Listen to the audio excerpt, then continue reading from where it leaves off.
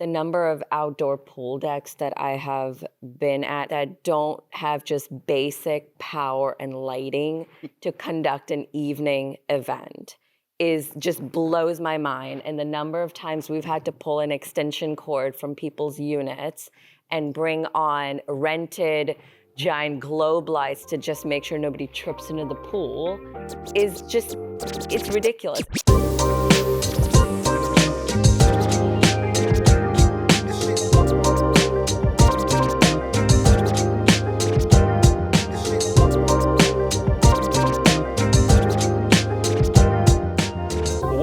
Second session today. We're going to kick things off. So our topic today is the social playground, outdoor shared spaces, tech amenities. And before we do the introductions, I do want to give a shout out to our sponsor for the entire track is Point Central. If you're not familiar with Point Central, they are an enterprise grade, smart property solution that help multifamily operators streamline operations, reduce costs, and deliver exceptional resident experiences, turning buildings into intelligent, connected communities. So we'll jump right into introductions. My name is Brandon Savage. For any of you that weren't here yesterday, I moderate the sections on behalf of AE Ventures. I wear a lot of different hats in my professional career. I teach at the business school at Kansas State University, also work for a software company that uses AI and machine learning to reduce customer churn in a couple select industries. So Jay, if you can tell us your role, your company, and what you guys do. Okay, so good morning. My name is Jay Rawls. I work for Northwood Ravin. We are a NMHC top 10 developer nationally. I think 12th largest apartment builder in the country. We're based in Charlotte, and most of our activity is in the Southeast and Mid-Atlantic. We are vertically integrated, so we are our own GC, development GC, property management design, all in-house, and we hold our assets long term, so typically at least 5 or 10 years.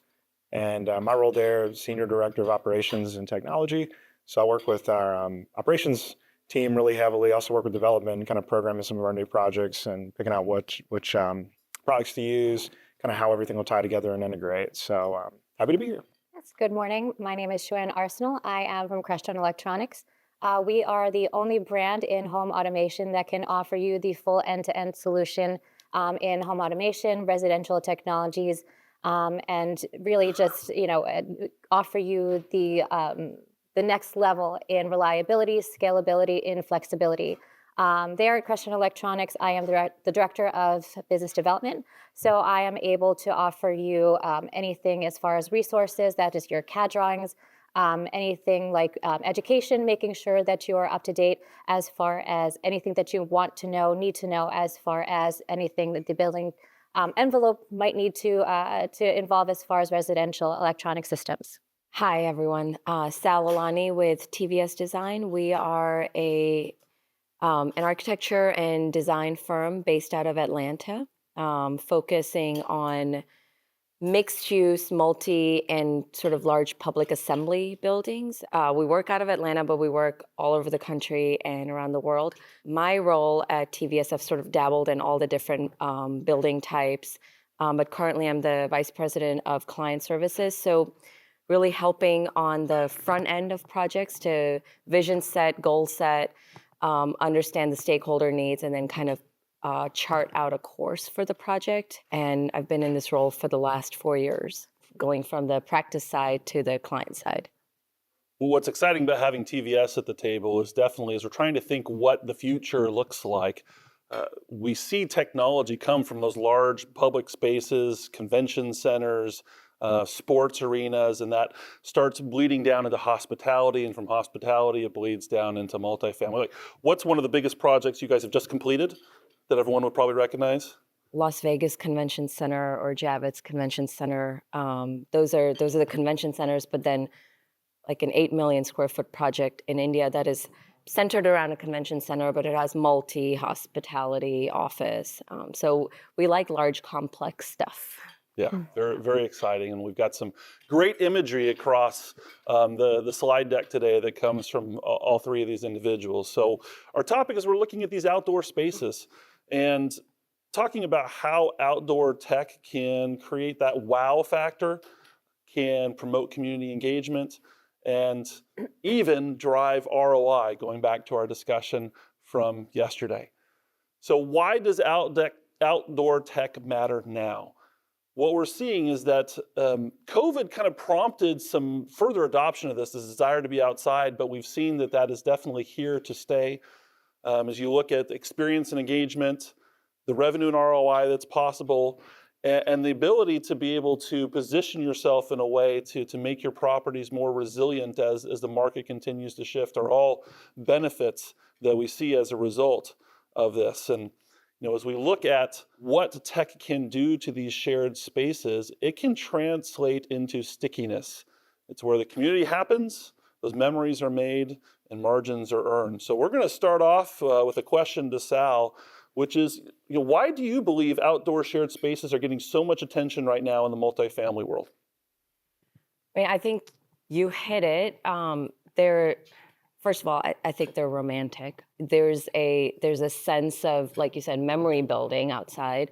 COVID definitely launched it, but we're people that live. Like our streets are sort of living rooms. And so when I think outdoor, I'm not just thinking of the pool deck, I'm thinking about the approach and how the building even interfaces with its urban or maybe suburban environment and how it fits into its kind of greater context. Is it meeting the street really aggressively and sort of engaging in a very inactive way? We're just people that gravitate towards natural light. And want to connect with the environment. So I think it's always been there. This is a good example of something that is actually fairly low tech in terms of outdoor. It's just using native planting, but it's creating a hospitable environment, and we want to get out and feel the air on our skin. And more and more convention centers, we're in a convention center, and you're gonna be here probably all day. Historically, they've never had, other than smoking balconies, there's not been that ability to get out and engage.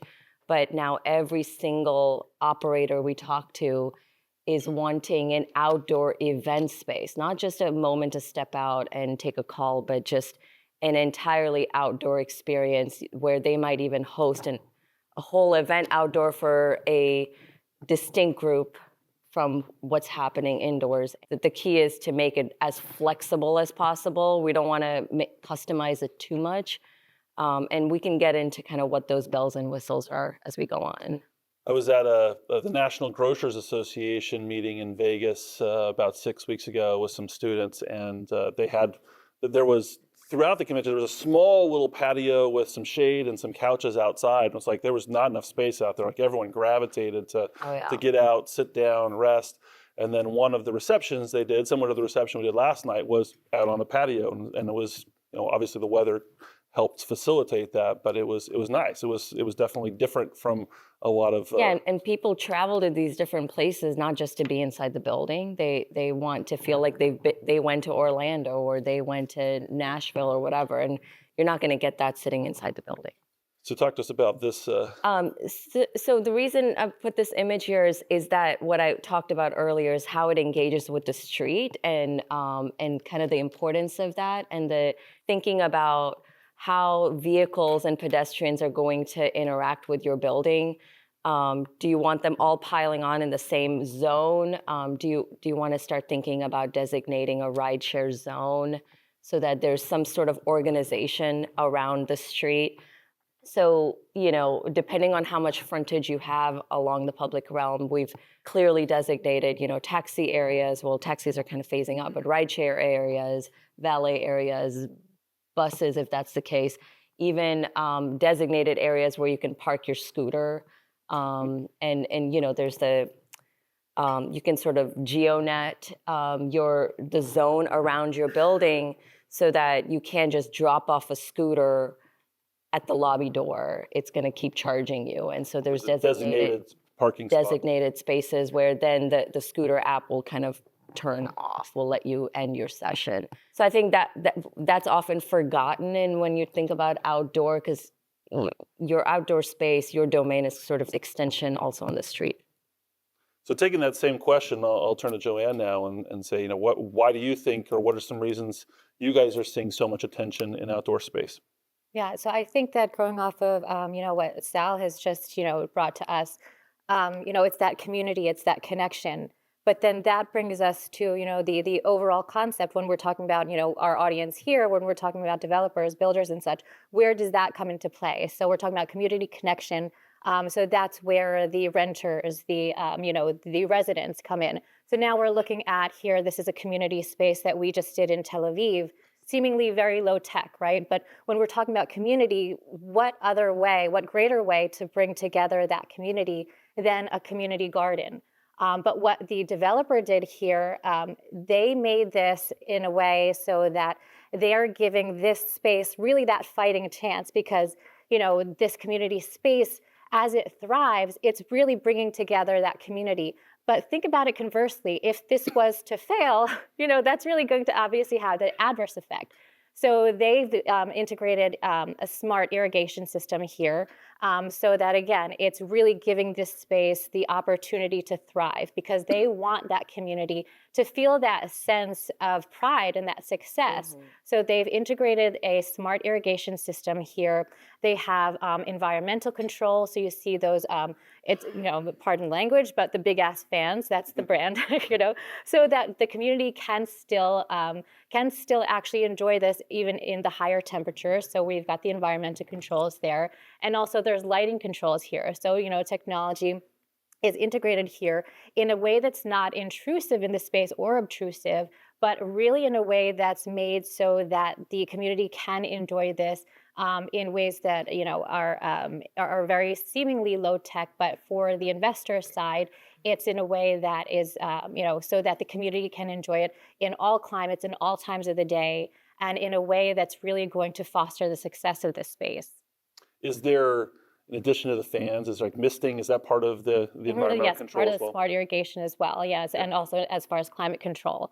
So again, and this is if you go so this is an aerial view, and it's also open sky. So that again, so as we're talking about really enjoying this space, it's not an enclosed space. We're talking about outdoors, and really just making sure that in this beautiful climate, when they're able to enjoy that, this community really can enjoy that climate, really can enjoy that sense of community.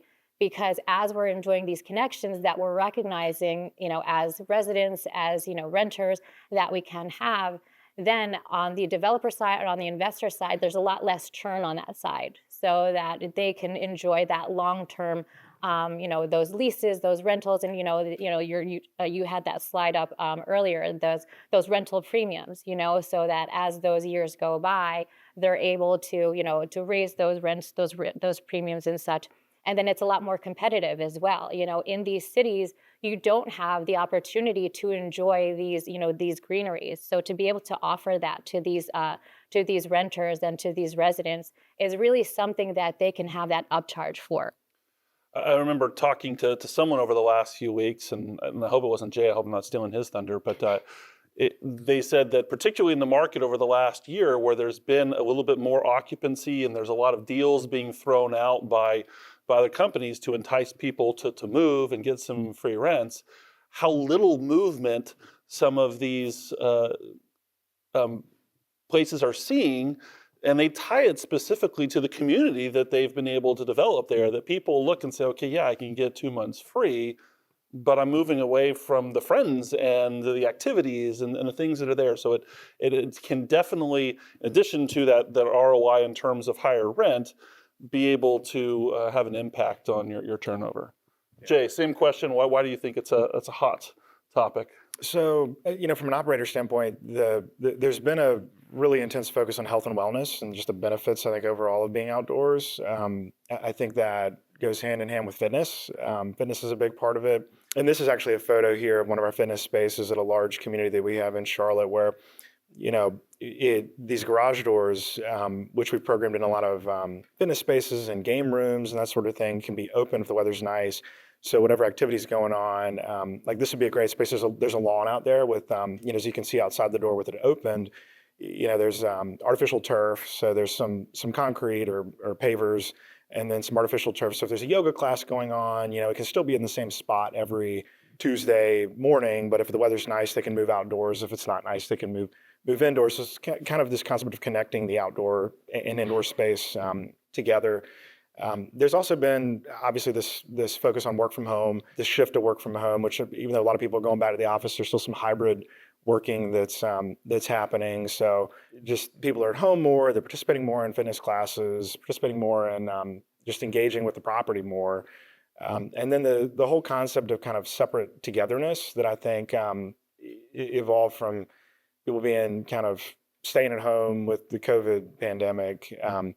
So a lot of people, maybe aren't so type A where they want to be at all the resident events and socialize everybody, but they still want to be out kind of around people, but kind of in their own space as well. This is actually a photo of one of our projects here this is here in Orlando, or Kissimmee rather, and it's about 15 minutes from here. It's called the Lucent. We have a lot of little cabanas. So this is a concept that we're really expanding on. Been a lot of development in the Sun Belt. There's been a huge trend in the Sun Belt. So the weather's nice, and why can't we take advantage of this space?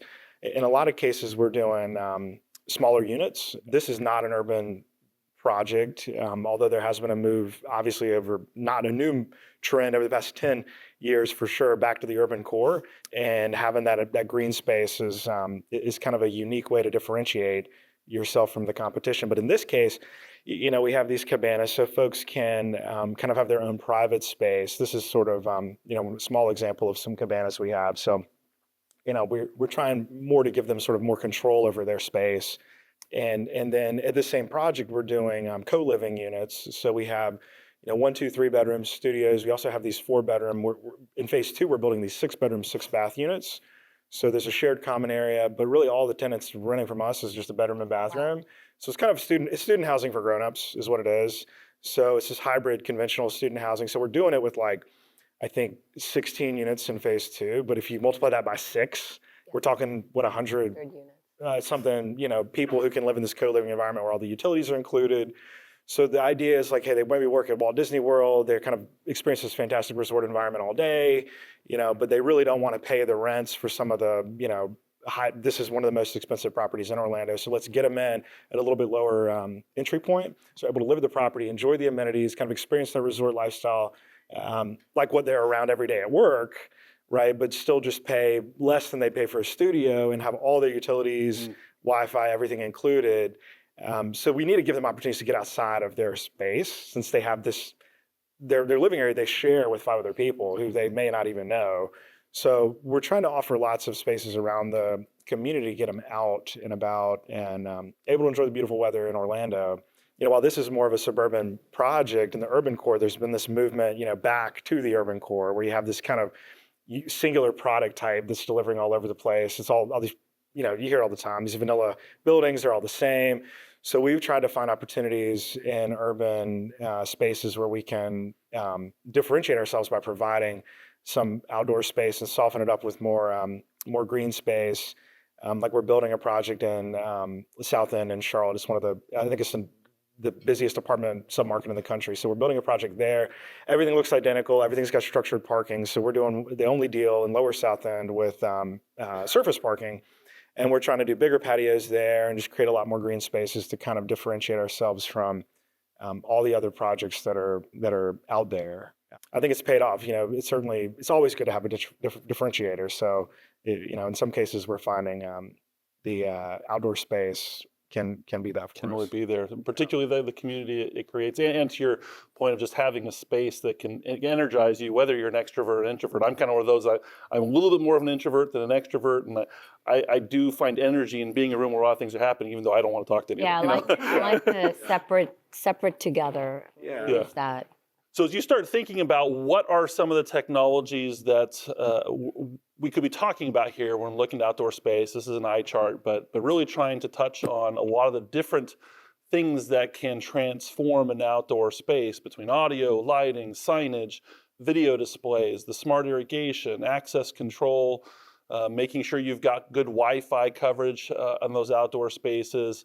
EV charging stations can play into that. Outdoor fitness, as Jay was mentioning, the fire pit and grill and outdoor cooking, sound masking, acoustic zoning, shading, interactive kiosks, placemaking opportunities, landscape lighting, smart furniture that are wired for them to be able to just plug things in and charge while they're outside. Outdoor cameras, also the self-cleaning or low-maintenance surface technologies are all things that are within scope of what we're talking about here.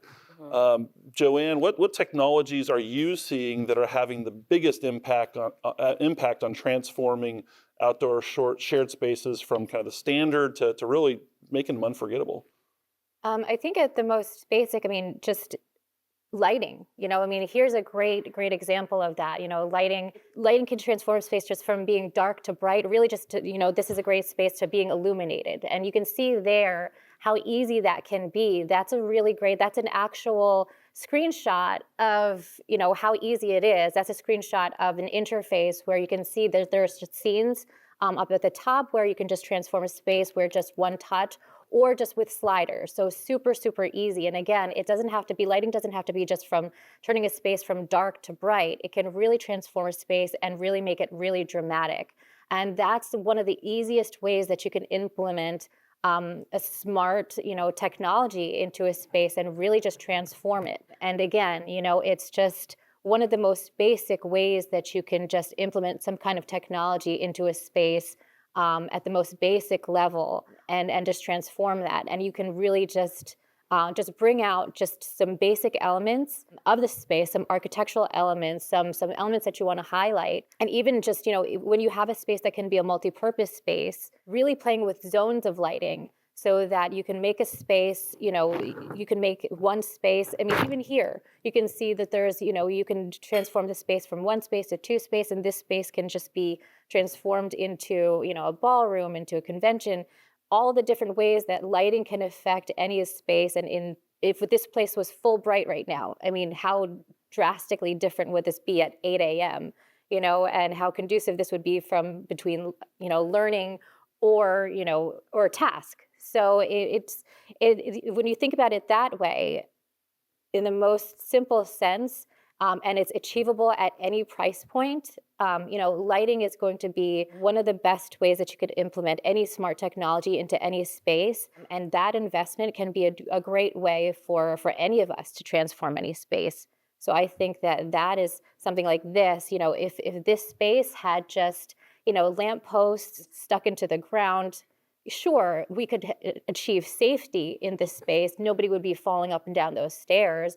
But the way that the lighting is implemented in this space and the way that we can achieve, different lighting elements, different lighting warmth, and different lighting levels here make it a lot more dramatic in this space. So I think this is a really great way for smart technologies to be implemented and really transform a space.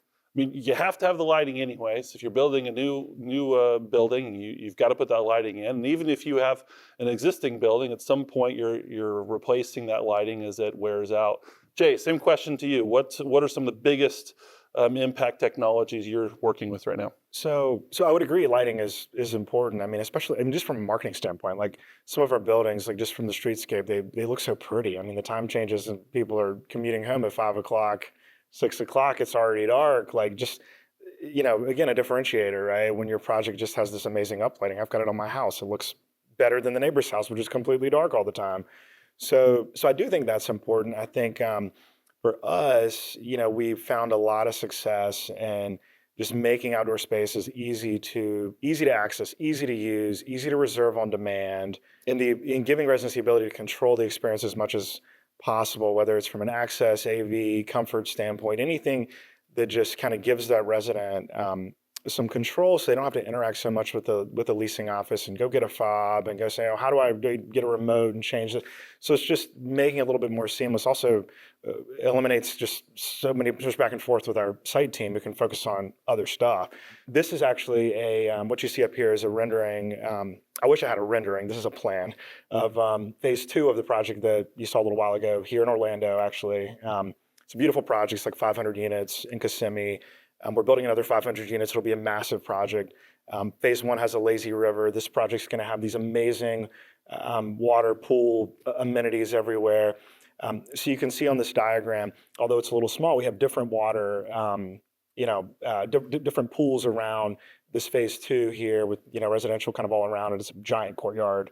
But around these, we have 3 different types of cabanas. You saw earlier some of our more basic cabanas. So we sort of have, a lower tier, a mid tier, and a high tier cabana. On the left side of this, you'll see some really large ones around that kind of, left of the 3 quadrants. You see some really large ones. Those are going to be our glamping cabins. So they're our kind of Mac Daddy cabanas. They're going to have an indoor and outdoor space, a little kitchen. We programmed them with sliding doors, and then we're like, how do we access control sliding doors, So we've gone back and forth. It's kind of a new concept. In the middle, we're going to have sort of more mid-tier cabanas. You can see sort of at the very north side of the plan up there, these little gates in front of the cabanas. And what we found success in with our inside amenities is just giving residents the ability to reserve these things at any time of day that we have it open, right? It may not be all night, but like give them the ability to reserve these things on demand. So like they can go into an app. And because the mid-tier cabanas, the big ones, obviously they're going to have to reserve on the app, pay. We want to give them access through their phone immediately to open the door and control as much as they can inside of these, because they can host an event, they can have friends over, they can have a few people in the mid-tier cabanas, and there's a gate. So what our focus has been, kind of like it's been for like study rooms. We've had students who say, "Hey, I don't want to have to get a fob from the office before they close at 5 to access this study room." We have this happen in Chapel Hill all the time. I want to go study at 9 o'clock at night. Obviously, it's going to be closed. How do I get access to the study room, right? So we've kind of tried to accomplish that inside the building. So we've taken that and we've kind of moved it outside to these mid-tier cabanas and the bigger glamping cabins, where we've said, if it's 1 PM on a Saturday or Sunday and they want to reserve one of these things, we want them to be able to, immediately reserve it. If they need to pay for it, they pay for it on the app. And then their mobile credential on the app, lets them through the little gate in front of the cabana, so they can get access for 4 hours or, however long they're booking it. The lower tier cabanas, you can see, are a little bit more like the ones in the photo you saw earlier around the right side there. So it's just kind of a come and go as you please, come first available kind of deal. This is part of phase 1, so you can see our lazy river. So you can see, we've just done this. We have this massive site in suburban Orlando, and we've tried to.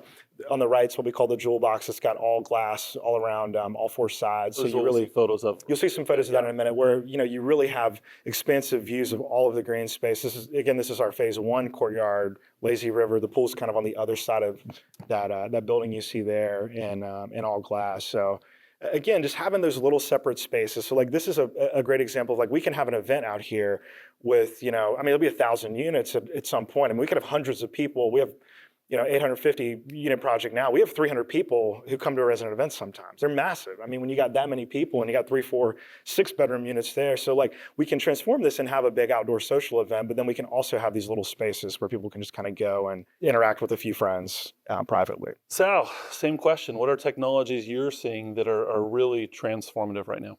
So I'm kind of going to take a step back and just go back to the basics for a minute. The number of outdoor pool decks that I have been at, and the reason we do this Taste of the Fourth tasting event in my neighborhood, and every time we go to a different multifamily pool deck to host it, this is a nonprofit, and the number of them that don't have just basic power and lighting to conduct an evening event just blows my mind. And the number of times we've had to pull an extension cord from people's units and bring on rented giant globe lights to just make sure nobody trips into the pool it's ridiculous. And I feel like now, I'm guessing that pool deck, I don't know what those little dots I saw, maybe that's power, and that was like candy to my eyes.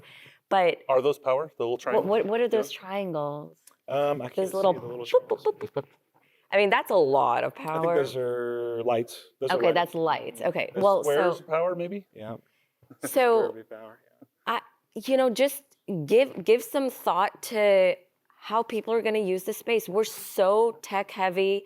when you're out there for, with your laptop or whatever, and like if you have my laptop that runs like high graphic stuff, it's running out of juice in 30 minutes, and I'm going to need to plug it in or I'm going to be gone. Before I talk about these, I just want to bring that up, that just thinking about how people are going to use the space and what's going to keep them out there longer and what's going to enhance the use of that space.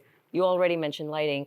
It's crazy to me that people are not thinking about that. And we're still encountering buildings that are not demolished yet, that don't have the adequate power. But here, there's two things that I over here. On the left is a automated bike storage, which I think, so this is actually an office building that TVS office is out of, but we also designed the building. And we designed a really easy bike storage. So you don't have to go inside the parking garage and find the bike floor. It's right there where you would generally pull up. But if you're in Midtown Atlanta, and this adds a level of comfort to the fact that you can just pull off the sidewalk and store your bike. And this gets heavily used. There are people that even have their own scooter now in Atlanta, and they commute to work on the birds. Those go in here. So this is one of those where app enabled, get in and store your bike and get out, and that way you know who's been getting in.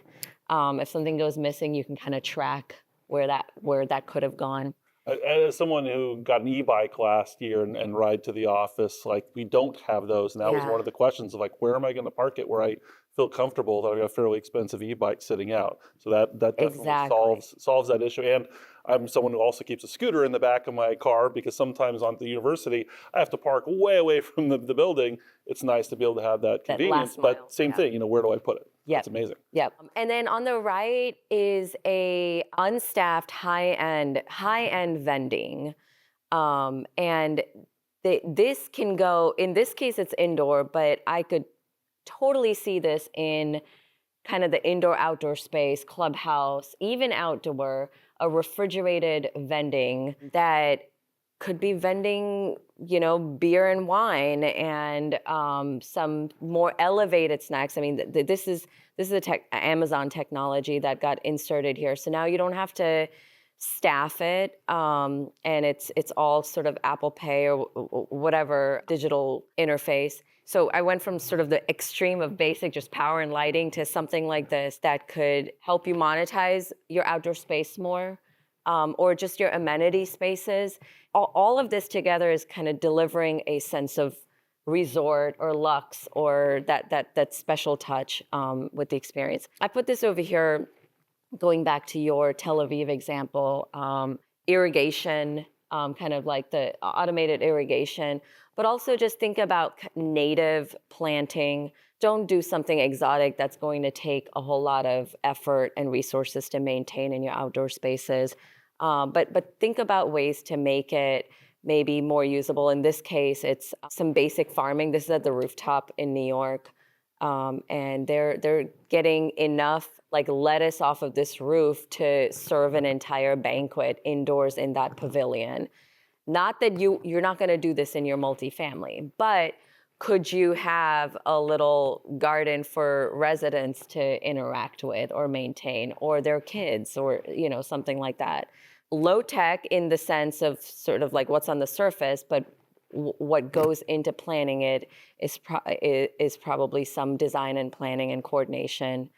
And then this is on the surface, again, seems very simple, a rooftop terrace in Milwaukee, lightly appointed, but what's important here is that there is enough show power here to have a band show up and do a performance. So there's high amperage power baked into this. There's tent tie downs. So if imagine you have a rooftop event, you want to keep this flexible, you don't want stuff coming in the way. Well, there's a 20-foot grid of tent tie downs so that you could create more of this like separate together situations happening, maybe multiple events at once. But here you've got, plenty of lighting, all the access control, bells and whistles. You don't see them. It seems pretty seamless and minimal. but you've got snow melt on the ground in the event that it snows to make this continually useful.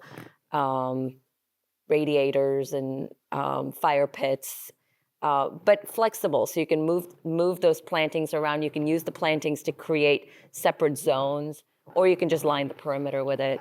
I know you talked about with me that 2020 grid. I don't know if it was here or some other places where you had not only do you have power, you had the tie downs, you had gas, you had compressed air. Yeah. So actually, in this image, it's really tiny, but if you zoom in at the glass line, every 20 feet there's a bollard, and that bollard is the catch-all for your power, your data, any compressed air that you might need, because caterers might come out here and hook up to some of that and actually serve outdoors.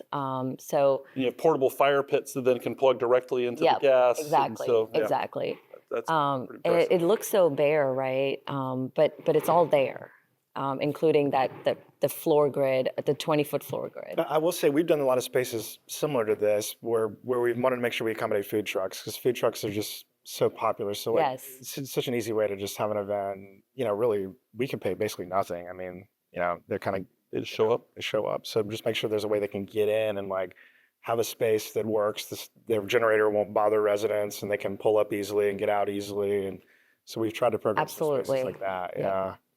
So if you've gone to the effort of being able to prepare the infrastructure so you can activate the space, here's an example of things that become potential to host there. Outdoor movie nights, fitness and wellness classes. We saw resident mixers, happy hours, cooking demos, grilling events, pet-friendly events, live music shows, trivia nights, game tournaments, volunteer drives, donation events, seasonal celebrations, workshops, pop-up classes.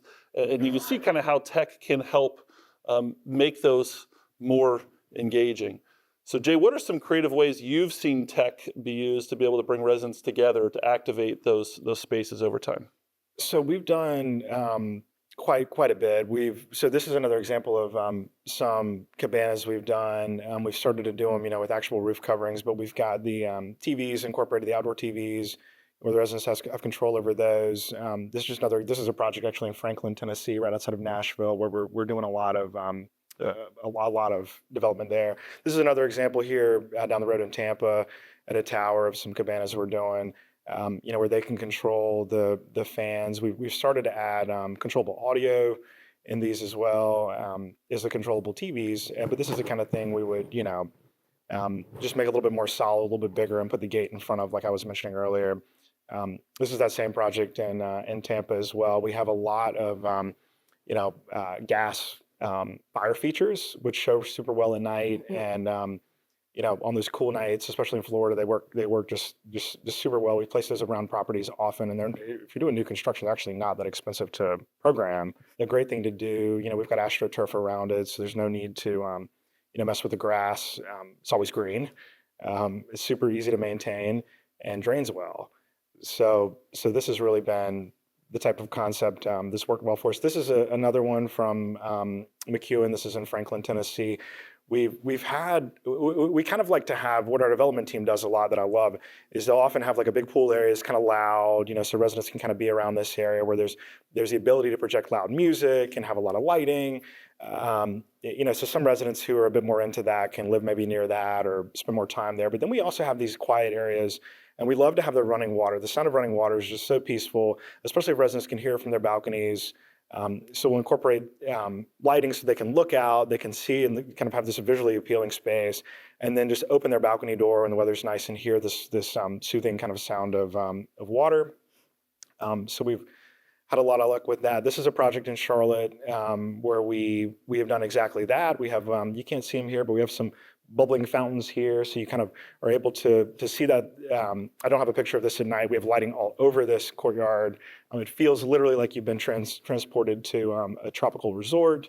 Again, this shows some example of some of our different styles of cabanas that we're doing, but we have the pool lighting on all the time. We have the LED lighting in the pools, and then we've done some intentionally very large patios, but our patio units that overlook, or balcony units that overlook this space just stay leased. They renew at so much greater rates than the ones that face the parking lot on the other side of the building.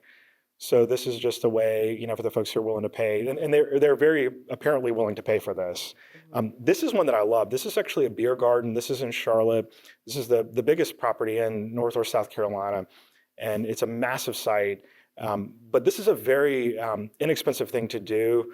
We put in the audio. We have a little structure there where we can serve beer. This community, as are most of ours, except for a few student deals, 21 and up. So this is a space where we have the ability to access control, set access control to allow residents to use it anytime. Like you can see, there's grills in there, so we can have an event there. We can grill. We can have live music there. But the actual execution of this type of space is pretty simple. We'll do a little bit of AstroTurf. We'll get the tables, get some sort of awning. But there's a big park called Midwood Park, kind of at the top of that thing up there. So it's the community's over here. The neighboring park is right there. But it's just a really great community gathering space. And anytime we do these beer gardens, we make sure to fence them in. People like to bring their dogs. So if we have a big event with some music for a few hours where we're serving drinks, people bring their dogs. They can run around and have a good time with their animals. So we've had a lot of luck with these. We've done these on several projects, these beer gardens, for the folks who are more social and like to bring their pets with them to socialize. JoAnn, same question to you. What are some creative ways you're seeing to activate these spaces? I think you had it actually listed here. So this is one of the spaces that we had done. So this particular space, it's 3 levels, and apologies because you can't really tell the scope here in this picture, but the distance between where this picture is taken to where you see that screen is actually 136-inch diagonal. There's actually a 20-foot pool in between. So it is pretty much a distance, but you can do, I think that you had this listed actually, you can do a movie night. So within this space, there's 3 levels. There's a ping pong table within there, a putting green. So obviously this is kind of extreme. You don't have to incorporate all of this into a space, but the developer here, they wanted to give their residents, just a choice. They created a whole outdoor oasis here. But, they love to do movie nights here. And within this space, there's distributed audio within this space, so that screen can be seen almost anywhere that any of the residents are outdoors. So we're sitting here at the fire pit here, so that any of the residents can sit here, stay warm. They can be within the pool area. In the pool, they can still hear from there because the distributed audio is within the space. There's also, we were talking about wellness. There's also a 1/4-mile walking path. That is illuminated with photo sensor lights within the space. So there's also the efficiency, so there's safety around the walking path, but also from the operator standpoint, it's not going to stay illuminated when there's nobody there. But once somebody has activated the space by entering any part of that path, it is going to stay illuminated until there's nobody actually utilizing that path. So again, it's this outdoor oasis that creates this entertainment space for those special times when they want to create that sense of community, create a movie night for their residents. There's that wellness component there. So for that 1/4-mile walking path, for the operator standpoint, they have that efficiency. It's photo sensor, so that it's not going to turn on, when it's light out. It's not necessary, and it's also going to create that safety for your residents there. There's also outdoor kitchen, which can be rented by the clients. I'm sorry, the residents when they want to host those outdoor parties. It's an extension of their space. They're more than willing to pay that premium because it is a beautiful space, and to be able to reserve that, again, they're more than willing to do that. So again, it's a combination and a collaboration of all these different technologies. Again, this is kind of an extreme, but just picking and choosing which one of those elements that they want to incorporate. It's really great to see, how they're able to do that in this space. Again, this is 3 levels. It's kind of an extreme, but for them to be able to do that really creates this oasis for their clients and their residents. And they see a lot less, again, that churn, because they create something where their clients don't need to go, too far out to find somewhere that they can really enjoy the outdoors. they're able to do that. They're able to utilize that space with their dogs, with their family, with their small children. They're able, they don't have to go too far to do that movie night, to do these family events. They have that pool that they can utilize. And when they're hosting their larger family, that extended family, they have that outdoor kitchen when the season allows.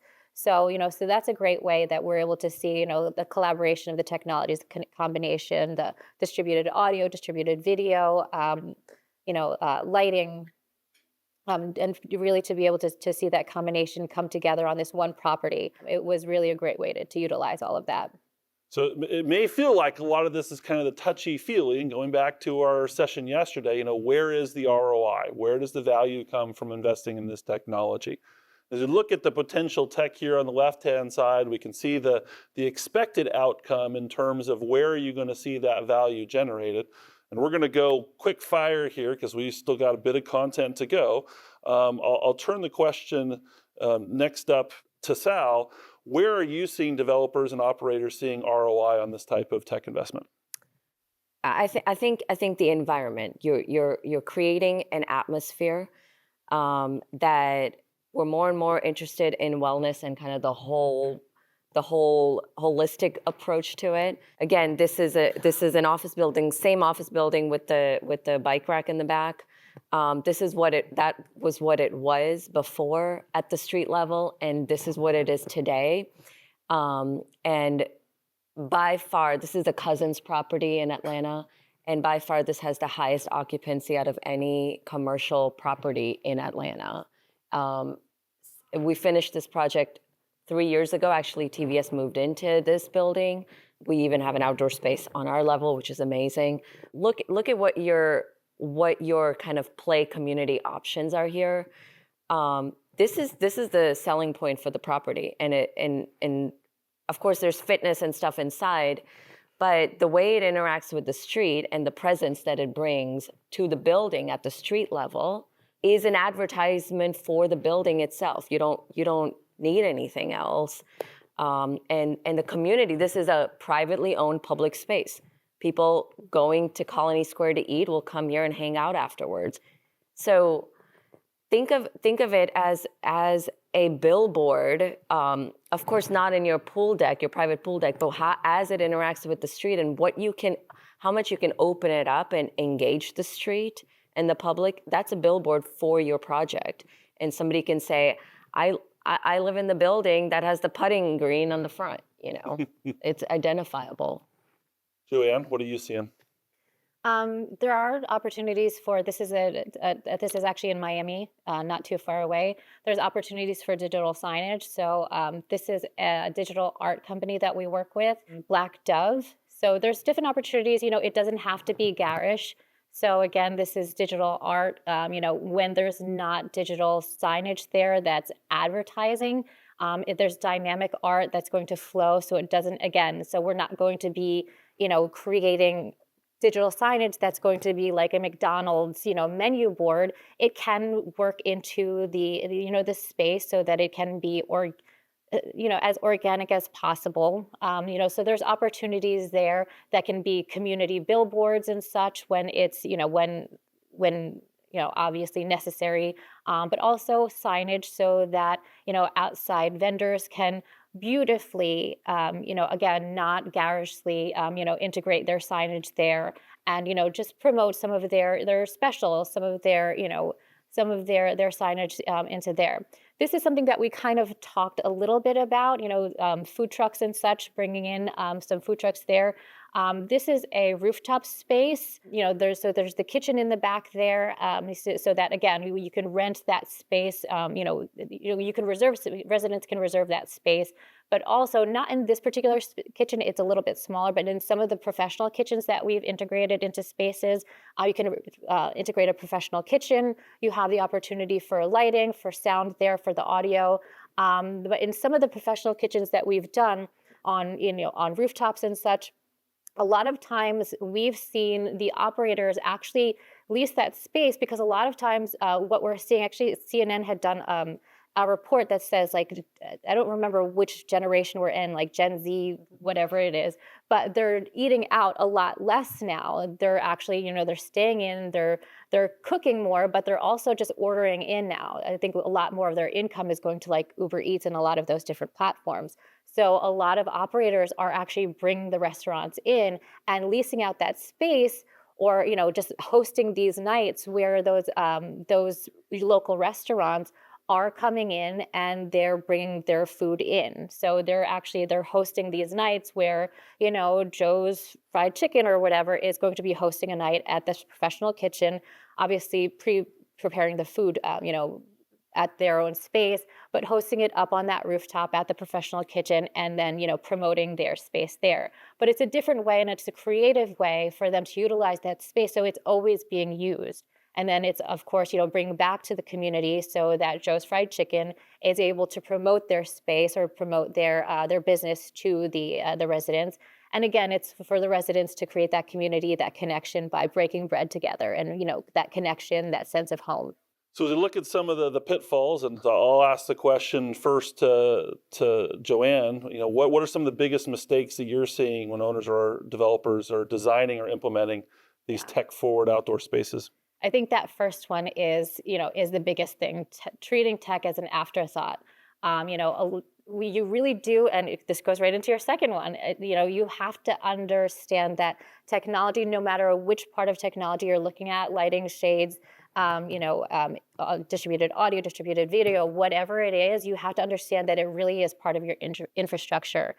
So you cannot think of it as an afterthought. I was speaking to somebody last night, and they were saying that technology, again, no matter what aspect of technology it is, we have to consider it as an part of the infrastructure. And when we're talking to like our MEP consultants, we have to consider it as part of that. So technically it should be part of that E, right, as your electrical planning, but he always considers it like just as to remind him, he MEPT, because he has to remember that as technology. It has to be part of as the infrastructure. Mm-hmm. So bringing in, whether it's an integrator, whatever part of technology that you're considering as part of your building envelope has to be thought of as there, part of your infrastructure.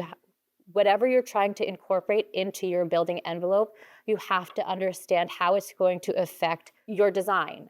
So yeah, and I just want to piggyback. Technology is changing rapidly. So by the time you are in design, you're going to plan for some technology, and by the time you get your CO, that may have changed. So understanding that, just provision for it. Just if it means providing the conduit to your rooftop, and not you don't have to pick a vendor right now, you don't have to pick a brand, but just go ahead and provision for it, and then give yourself the luxury to be able to pick at that date what technology you want to integrate. Now you've got the pathway, because doing that later is just is cost prohibitive. Yeah, I mean, that has to happen, and then you also have to have systems that integrate with one another. Like, I think one of the biggest mistakes is disjointed systems, like not bringing the proper connectivity, or disjointed systems, or going with the cheapest option as opposed to like what actually integrates, like maybe you go with what the GC recommends or the sub recommends. So like we try to streamline it so like we have similar systems that we all know on our team at corporate, so we can train our sites properly. We self-manage, so it's a little bit easier. It's harder if you're a developer and you're putting in some amazing system that your third-party management has no idea how to use. They've never used on any of their other 100 projects they manage. Yep. Like that happens all the time. And if you go online and look at reviews for communities, you will see like one of the most common reviews is oh, I was attracted to this property because these amazing amenities, but I can't ever use them. They're always closed, or I can't access them at night. So again, like that on-demand access and making sure they're up and available and not an for them intuitive to use, right? Yeah. Because they'll say, oh, well, this is always down, or I can't use it, or it's dirty, or it's broken. So I can't figure it out. It's too complicated. So like just thinking through all of that ahead of time, and residents, we've seen. I mean, if we're nailing all that, then they're more likely to renew. They're going to say like, is this property is my community making me healthier? Is it helping me do my job better? Is it helping me meet people? Is it providing my social need? Is fulfilling my social needs? Like if they're able to say all of those things, then they're going to continue to stick with you, through the years. This is just talking about maybe where you're at in your journey, whether it's lighting, audio, visual, control systems. You may be in that tier 1 and it's ready to move to tier 2. Maybe you're in tier 2 and you're ready to move up to tier 3. some options here. I'm going to kind of, this is the same thing, kind of that tiered. I'm going to skip through this. Jay, tell us a little bit about some of these slides, particularly how that tech can be implemented across different type of property classes. Yeah, this is a luxury tower we're building in Charlotte. This is a rendering. So this is very high end. We like to program different product types, even in a luxury tower. So there's like, varying price points, varying square footages. Like these are obviously the top floor units, which are 2 stories.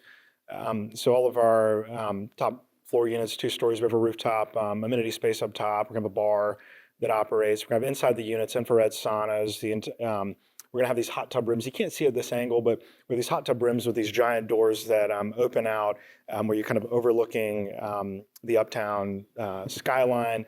We have these 2-sided gas fireplaces on the patio with timers on them. In these units, and these units have some killer, just killer lighting features. But we also have, and you may be able to see it, these kind of plant walls between the units there, where they can kind of soften it up with some plants on those walls between the patios to bring a little bit more green to a concrete and steel tower. Bringing the outside in. So we've got a lot of humidity detection built into these units because of the ability to open them up to the outside and some of the humidity we have in the Carolinas in the summer. This is an amenity space we have. I showed you this project earlier.